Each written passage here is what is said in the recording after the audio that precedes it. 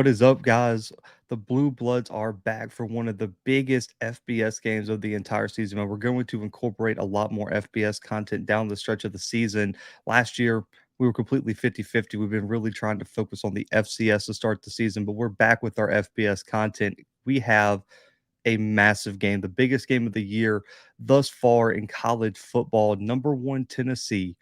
They were number one team last night in the first 2022 college football playoff rankings last night, traveling to Athens, one of the most intimidating environments in college football, to face the number three Georgia Bulldogs. This matchup, stylistically, is one of the more interesting that we've seen all season long. You have Hendon Hooker in this Tennessee offense going up against one of the best defenses in college football in Georgia, and it's going to be extremely important for both quarterbacks. There's still people who think Stetson Bennett has an outsized shot at the Heisman, and there's a lot of people who think Hendon Hooker right now is the odds-on favorite to take home the Heisman next month in December.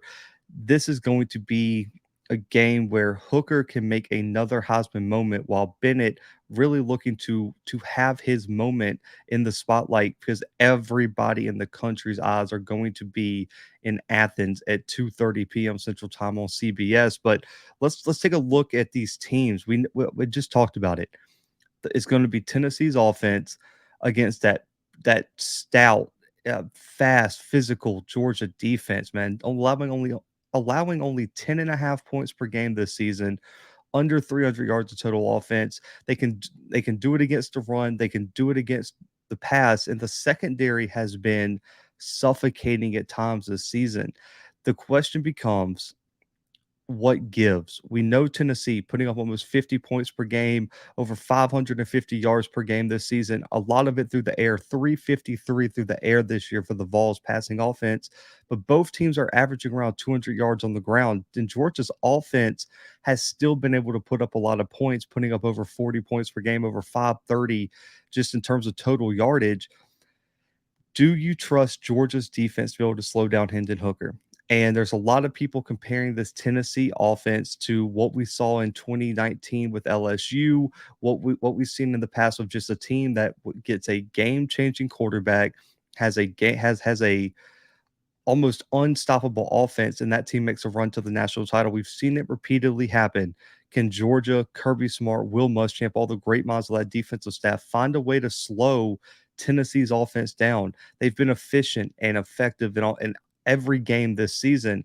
Will the Tennessee defense be able to make those stops, though? If Georgia starts the game 3-4 stops in a row against Tennessee, can Tennessee's defense do the same? Tennessee's defense is giving up almost 400 yards per game. They've been extremely effective against the run, but their pass defense has been suspect at best. 300 yards per game allowed through the air, which opens up opportunities like I talked about for Stetson Bennett. When you look at the quarterback breakdown, you would just assume, and I think you'd probably be right, that Tennessee would have the obvious advantage, but don't sleep on Bennett, who has been in the big moments and answered the call. He's done it in the national championship.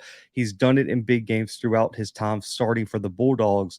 Don't sleep on Stetson Bennett at this one, but when you look at Hendon Hooker and the season he's having, completing over 70% of his passes, 2,300 passing yards, 25 total touchdowns this year, only one interception thus far this season. On the deep ball, the deep ball is where he makes his living. 20 plus yards down the field. He has 11 touchdowns, 20 plus yards down the field, 14 big time throws, and grades out as a 95.1 Pro Football Focus grade.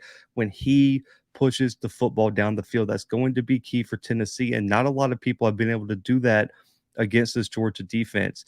A lot of people talk about just moving the football down the field.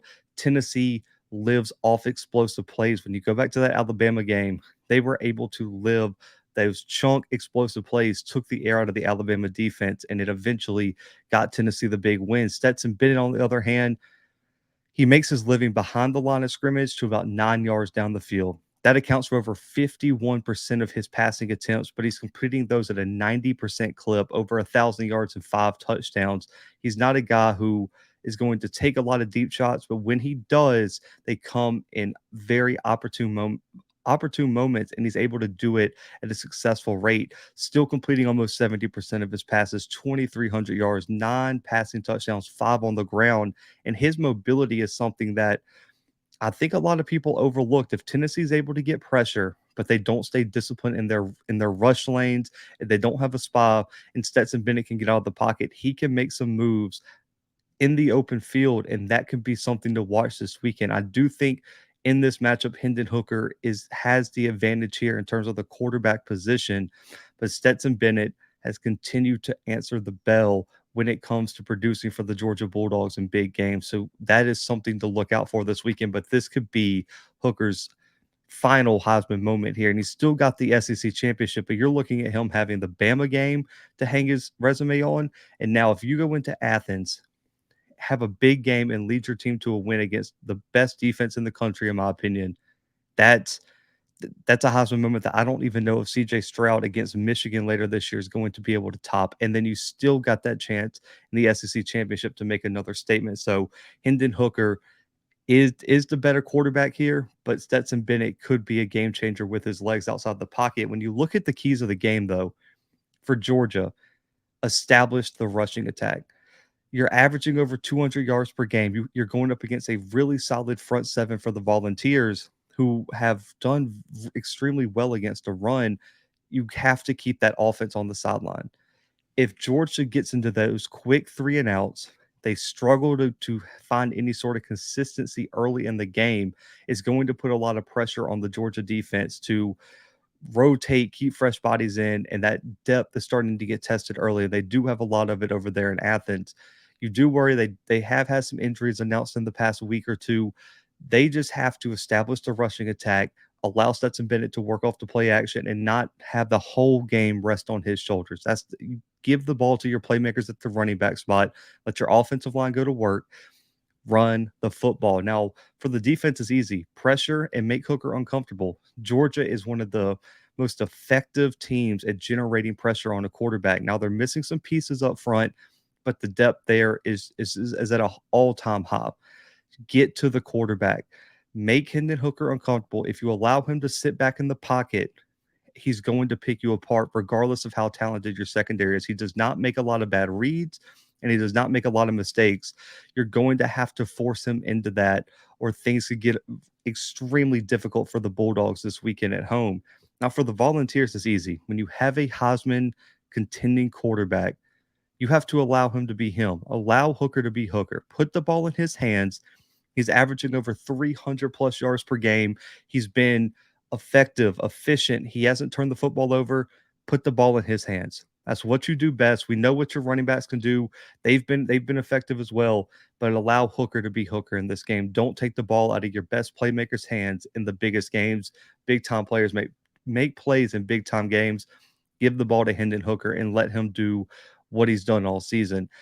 Now for defense, I know Stetson Bennett's been has done well in the big moments, but you cannot allow Georgia to run the football and allow Bennett to be comfortable.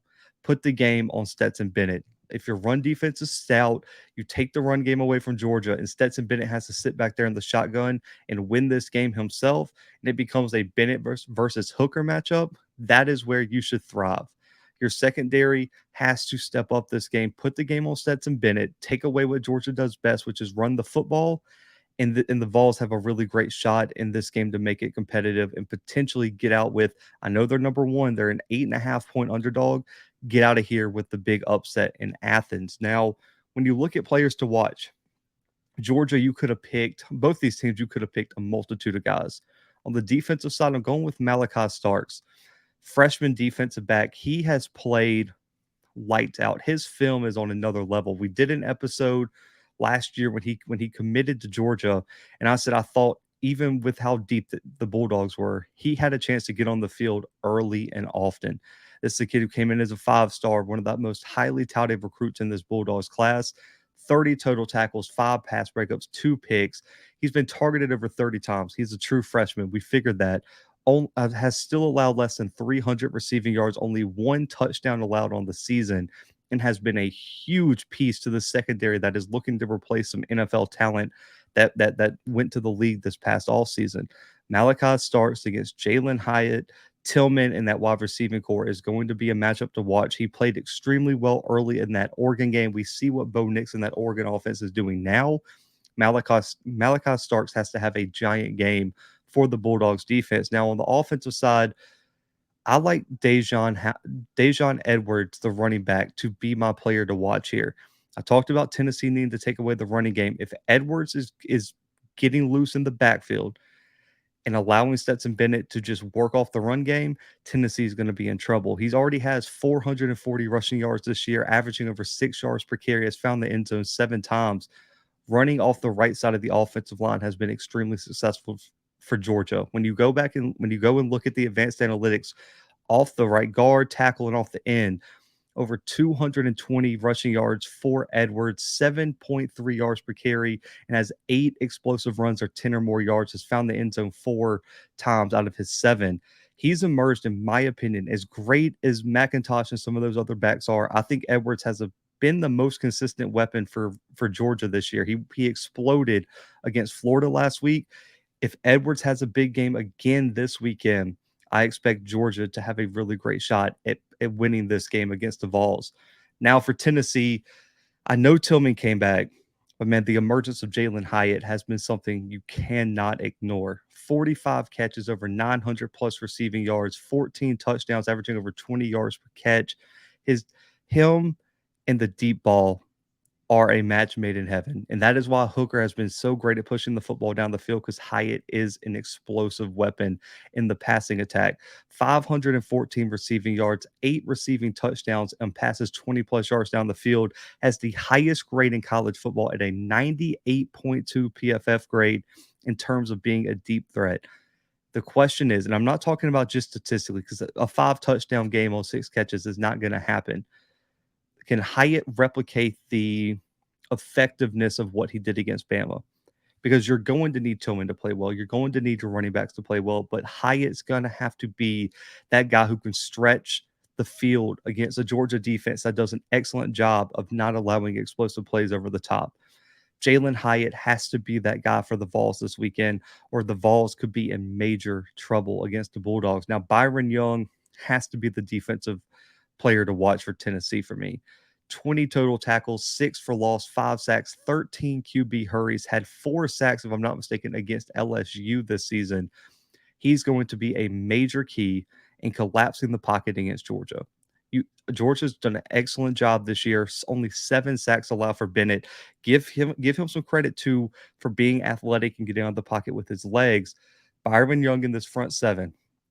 Slowing down the run game is the key, but when Stetson Bennett gets back there, forcing him off his spot and forcing him into mistakes. When you go back and watch that regular season game, Georgia Bama, from a few years back, Bama was able to get pressure on Stetson, force him out of the pocket, and he turned into some turnovers. You're going to have to do that this game. If you allow Stetson Bennett all the time in the world and you struggle stopping the run, Tennessee is going to be in major trouble in terms of pulling off this upset.